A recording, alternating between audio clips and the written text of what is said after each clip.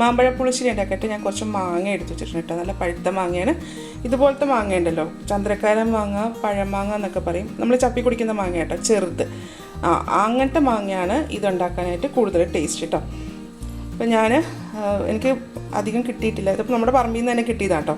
അപ്പോൾ എനിക്ക് ഇത്രേ കിട്ടിയുള്ളൂ. പിന്നെ അത് കൂടാണ്ട് ഞാൻ ഇതിൻ്റെ അകത്തേക്ക് ഒരു 2 എണ്ണം വേറെ എടുത്തിട്ടുണ്ട് കേട്ടോ. ഇത് ചകിരി മാങ്ങയാണ്, ഇതും ചപ്പി കുടിക്കുന്ന മാങ്ങ തന്നെയാണ്. അപ്പോൾ കൂടുതൽ ടേസ്റ്റ് ഇങ്ങനത്തെ മാങ്ങ വെച്ചുണ്ടാക്കുന്നതാണ്. അത് ഈ മാങ്ങയ്ക്ക് ഈ വലിപ്പമേ ഉണ്ടാവുള്ളൂ. അപ്പോൾ ഇനി ഇത് കറി ഉണ്ടാക്കാം. ആദ്യമേ ഇതിൻ്റെ തൊലി ഒന്ന് ചെത്തണം. തൊലി കളയാനൊന്നുമില്ല, നമ്മളിതിൻ്റെ മോൾ വശത്ത് ഇതിങ്ങനെ ഈ ഞെട്ടിൻ്റെ ഭാഗം ഒന്ന് ഇതുപോലെ ഇങ്ങനെ ചെത്തിക്കളയാം. അതിന് ശേഷം ഇതിങ്ങനെ തൊലി ഇരിച്ചെടുക്കാം.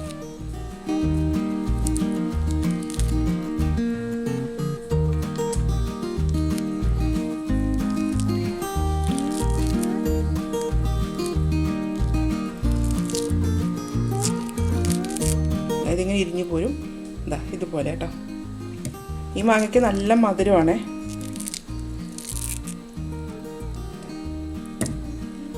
മാങ്ങ ഇതുപോലെ എല്ലാം തൊലിയെല്ലാം കളഞ്ഞ് വെച്ചിട്ടുണ്ട് കേട്ടോ.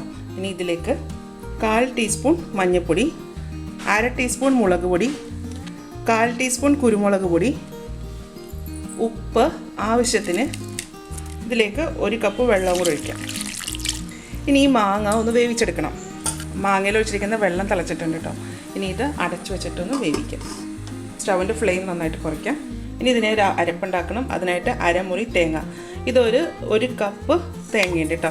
അത് നല്ല ഫ്രഷ് ആയിട്ടുള്ള തേങ്ങ തന്നെ വേണം ഇതുണ്ടാക്കാനായിട്ട്. ഒരു ചെറിയ ഉള്ളി, ഒരു ചെറിയ വെളുത്തുള്ളി, 1/4 ടീസ്പൂൺ ജീരകം, ഒരു പച്ചമുളക്. ഇത് നല്ല എരിവുള്ള പച്ചമുളക് കേട്ടോ, അതുകൊണ്ട് ഒന്നിടുന്നത്. എരിവില്ലാത്താണെങ്കിൽ ഒരു 3 എണ്ണമൊക്കെ ചേർക്കാം. ഇതിലേക്ക് കുറച്ച് വെള്ളം ഒഴിച്ചിട്ട് ഇത് നല്ല ഫൈൻ പേസ്റ്റ് ആയിട്ട് തന്നെ അരച്ചെടുക്കാം. മാങ്ങ എന്തായി നോക്കാം. നമ്മൾ ചേർത്തിരിക്കുന്ന മാങ്ങ നന്നായിട്ട് വെന്തിട്ടുണ്ട് കേട്ടോ. ഇനി ഇതിലേക്ക് അരച്ചു വെച്ചിരിക്കുന്ന അരപ്പ് ചേർക്കാം. ഈ ബൗളൊന്ന് കഴുകി ഒഴിക്കാം.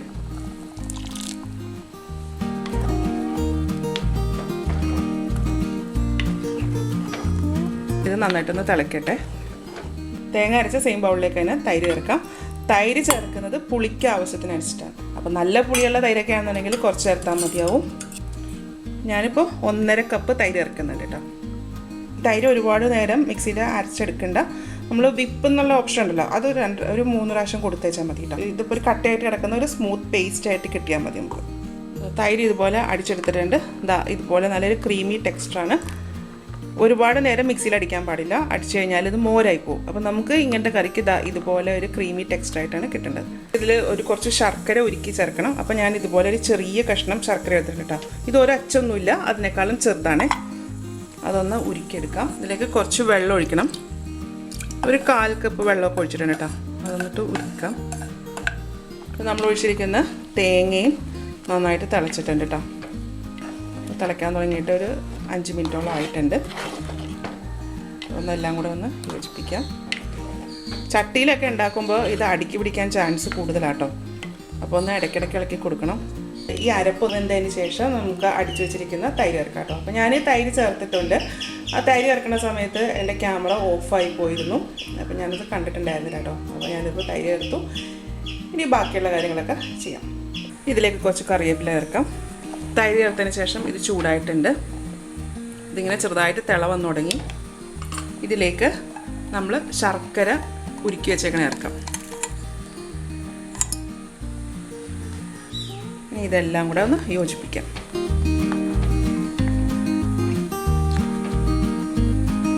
ശർക്കര വെച്ചതിന് ശേഷം ഇത് ഒന്ന് തിളച്ചു. ഇനി സ്റ്റവ് ഓഫ് ചെയ്യാം. ഇനി ഇതിലേക്ക് ഒന്ന് വറുത്തിടണം. കടുക് വറുക്കാനായിട്ട് ഒരു പാത്രം ചൂടാക്കിയ ശേഷം 1 ടേബിൾ സ്പൂൺ വെളിച്ചെണ്ണ ഒഴിക്കാം. ഇതിലേക്ക് 1/2 ടീസ്പൂൺ ഉലുവ,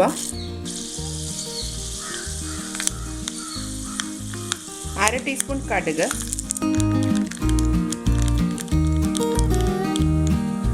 ഉലുവയും കടുകും പൊട്ടിയതിന് ശേഷം ഒരു ഉള്ളി ചെറുതായിട്ട് അരിഞ്ഞത്, ഒരു വറ്റൽമുളക്, കുറച്ച് കറിവേപ്പില. ഇത് കറിയിലേക്ക് ഒഴിക്കാം.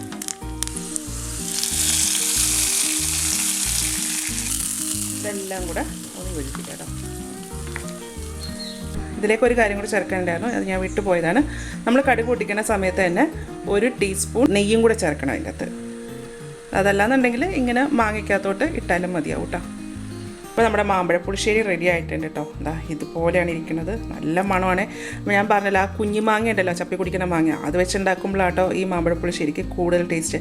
ഇപ്പോൾ നമുക്ക് ഇങ്ങനത്തെ മാങ്ങ ഇല്ലെന്നുണ്ടെങ്കിൽ നമുക്ക് വേറെ ഏത് മാങ്ങ വേണമെങ്കിലും യൂസ് ചെയ്യാം കേട്ടോ. അപ്പോൾ ഇത് തന്നെ വേണമെന്നില്ല, പക്ഷേ ടേസ്റ്റ് കൂടുതലും ഈ ഒരു മാങ്ങയ്ക്കാട്ടോ.